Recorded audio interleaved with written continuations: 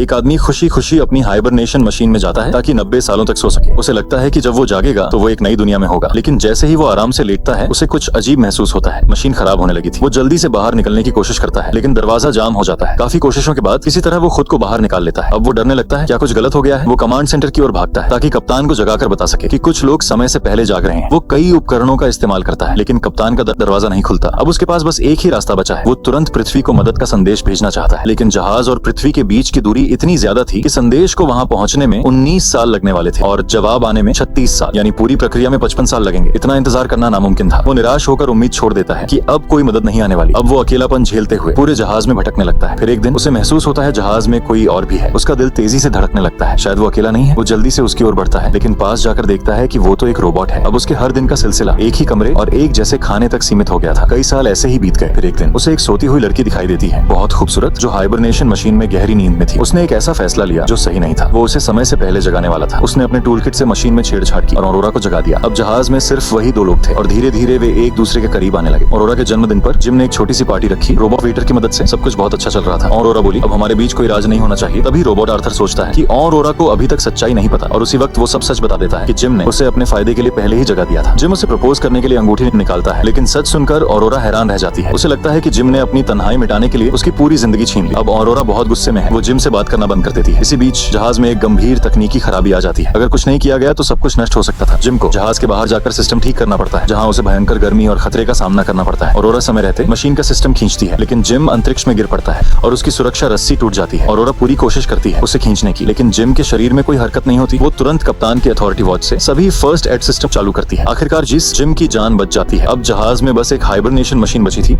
जिसमें कोई फिर से 90 साल तक सो सकता था। जिम ऑरोरा से कहता, तुम सो जाओ, मैं जागता रहूंगा। वो कहता है, मैंने तुम्हें अपने स्वार्थ के लिए जगाया था, लेकिन अब मैं अपनी गलती सुधारना चाहता हूँ। अब फैसला ऑरोरा के हाथ में था। कुछ देर सोचने के बाद ऑरोरा कहती है, मैं तुम्हारे साथ जीना चाहती हूँ। फिर जिम उसे दोबारा शादी के लिए प्रपोज करता है और इस बार ऑरोरा मुस्कुराते हुए हाँ कह देती है। दोनों ने जहाज में अपनी पूरी जिंदगी साथ बिताई। जब जहाज 88 साल बाद अपनी मंजिल पहुंचा तो बाकी सभी लोग जाग गए। जैसे ही वे सेंट्रल हॉल में पहुंचे, उनके सामने का नजारा देखकर सब दंग रह गए। पूरा जहाज अब एक खूबसूरत हरा भरा बाग बन चुका था। जिम और ऑरोरा ने वहीं अपना घर बसाया था। वे दोनों हमेशा एक दूसरे के साथ रहे और आने वाले यात्रियों के लिए एक संदेश छोड़ गए। अगर जिंदगी में तुम्हारे पास कोई ऐसा साथी है जो हर सुख दुख में तुम्हारा साथ दे, तो तुम कहीं भी किसी भी हालात में खुशहाल जिंदगी जी सकते हो। क्या तुम्हारे पास भी ऐसा साथी है जो हर खुशी और गम में तुम्हारा साथ देता है?